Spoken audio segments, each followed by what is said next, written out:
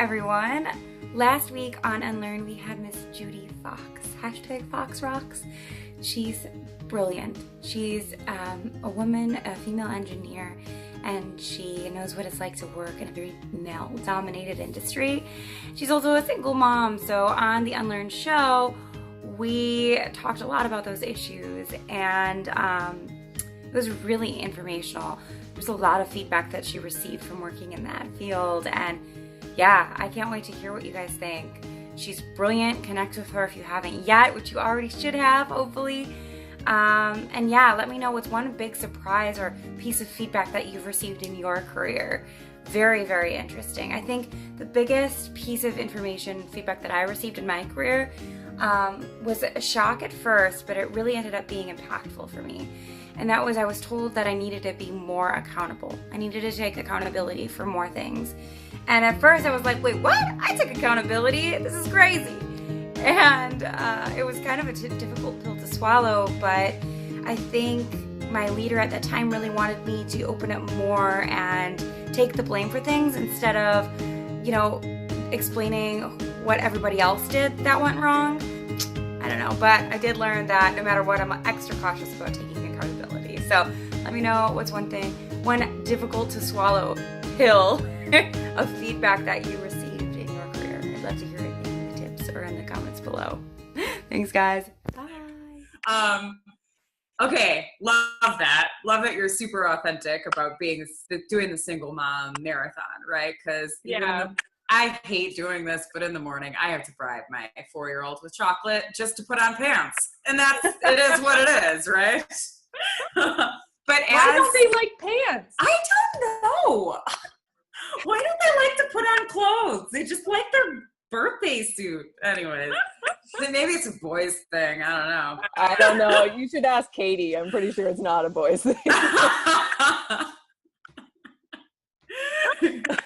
So when you are such an amazing professional, and I love your engineering background and the fact that, you know, you're not just a single mother, but you're a woman working in a very male-dominated field.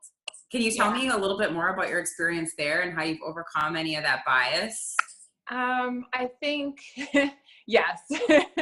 Basically, starting off, you know, going through college, I just was myself. I didn't really see the difference of being in a male-dominated field because I was with a lot of other women in our chemical engineering classes. And then when I got out into a mining site, it was all men. There were some women, which were amazing, but I would say the very first comments were, are you a secretary? Are you an administrator? Are you, you know, what are you doing out in the field in your hard hat and your steel toe boots and your gear climbing towers?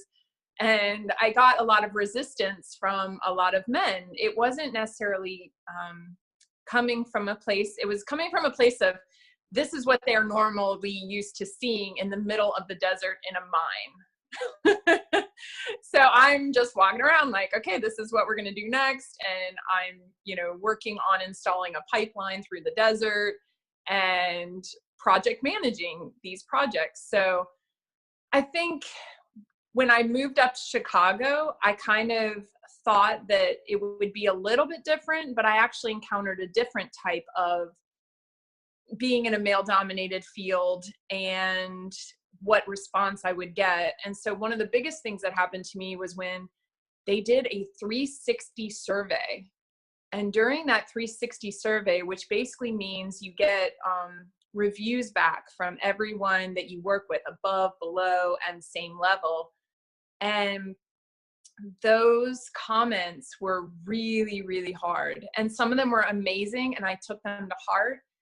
And some of them were really surprising to hear, things like the statement that I sounded too young to be taken seriously. I sounded too female to be taken seriously, that my voice needed to be lowered, that I needed to hire a voice coach. I was told I was using either too much makeup or not too much makeup. I was told maybe I should go tan.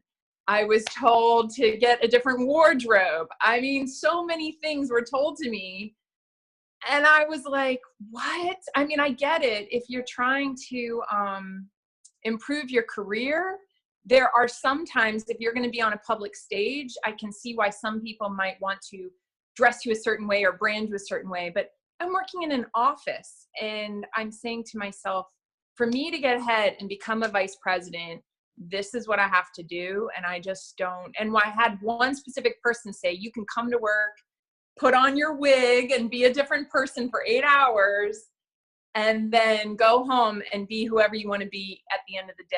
And I told them, I said, I didn't think I was that great of an actress. So. Wow, that's insane that you had to deal with all of that feedback and put up with it, right? Do you have one piece of advice, especially on social media? You know, if you're going to put yourself out there and be a creator, I think we're all subject to those comments, right? Do you have one piece of advice that you could give to men or women who are getting those remarks on their videos, you know, when they see people? I think the biggest thing I do is I try to soak up, and I take so much energy to focus on the positive comments that now that I've created this boundary where if I get a negative comment, I have decided personally for myself, because again, that goes back to that theory. I know if I'm thriving, my child is thriving. So if those comments pull me down, I nix them. I just delete them, or I delete that person. I mean, I just have to do it, because that is protecting myself and my child. And it kind of goes all the way back to that. Whatever protects me protects him.